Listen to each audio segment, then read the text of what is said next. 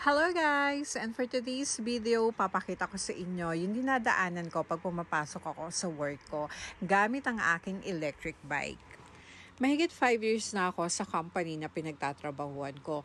Pero yung first 3.5 years, meron kaming service. Pero nung nawala yon, nagpabili na lang ako sa asawa ko ng electric bike kasi nahihirapan akong mag-commute. Ang hirap kasi magsakay baba, lalo na pag maraming tao. Syempre pag sa umaga, sabay-sabay yung mga pumapasok sa work. So, ang hirap talaga. Kaya naisipan ko, mag-bike na lang ako pagpasok sa work.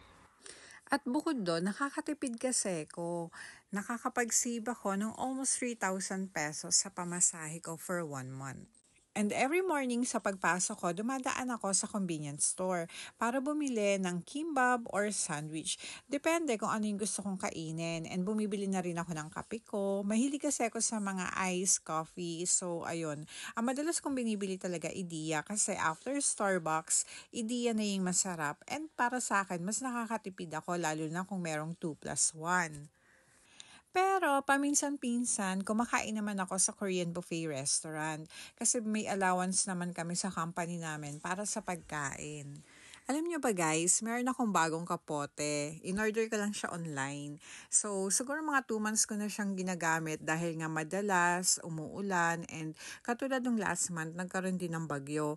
So, nung may bagyo, dahil may kapote na ako, ayun, nakabike pa rin akong pumapasok sa work. And kahit medyo malakas-lakas yung hangin na feeling ko, tatanghayin na ako. Sabi ng asawa ko, mag-commute ka na lang, delikado. Pero, nagbike pa rin ako. Kasi alam nyo, iba yung feeling na ako yung nagbabudget. So, alam ko kung kulang or hindi or basta hindi ko alam kung paano ko ipapaliwanag, pero yung natitipid ko sa pamasahe ko, napakalaking bagay yon para sa akin. Dahil ako yung nagpapaikot ng pera, kung paano ko siya babudgetin para sa lahat.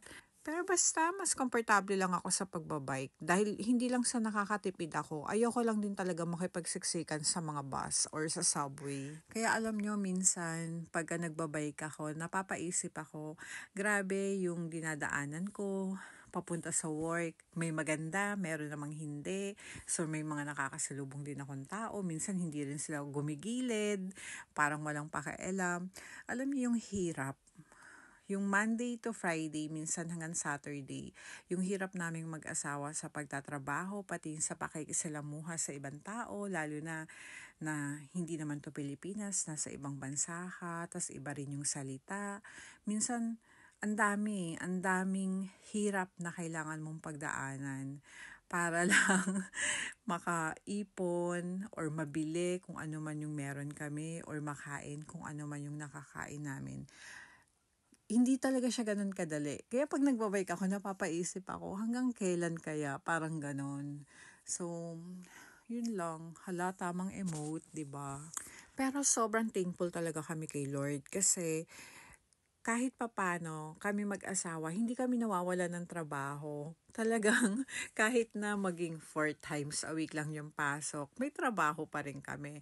So, kumbaga nasa pagbabudget na lang talaga yan kung paano namin ibabudget yung kinikita namin. Kaya kumbaga kung ano lang yung meron, pagkasyahin. So, kung may sobra, dun lang kami nagbibigay. Pero kung walang sobra, sorry na lang talaga. Pero ewan ko ba kung tumatanda na ako or ano, basta pagka may gusto kami kasing biling mag-asawa, pinag-uusapan namin, pinag-iipunan namin, at saka nag-iisip talaga ako kung kailangan ba yon or gusto ko lang. Iba kasi yung needs sa wants, di ba? May mga bagay na gusto mo lang, may mga bagay din naman na talagang kailangan mo. Syempre, tumatanda na rin kami mag-asawa, kaya kailangan, talagang sabi ko sa asawa, kailangan makaipon na tayo, magkaroon tayo ng investment sa Pinas, hindi yung pang-araw-araw lang yung iisipin natin. Dapat yung sa future na, yung kahit hindi na tayo magtrabaho at nasa Pinas tayo, dapat meron tayong pinagkakakitaan. Basta ganun na yung nasa isip namin mag-asawa, kaya parang medyo limitado na talaga yung paglalabas namin ng pera sa ngayon. And ayan, nandito na ako sa work ko. Malapit lang din dito yung work ng asawa ko. Siguro mga 10 minutes walking distance lang. And dyan ko pinaparking yung bike ko sa tabi ng hagdanan. And ayan din yung lagay ng tsinelas ko. And ayan din yung locker ko. And every morning, dito talaga ako sa company nagkakape. Kasi naman libre lang yung kape dito sa company namin, 'di ba? Sayang naman. Yung iced coffee, iniinom ko siya sa lunch, partner ng sandwich ko or minsan ng kimbab. Thank you for watching.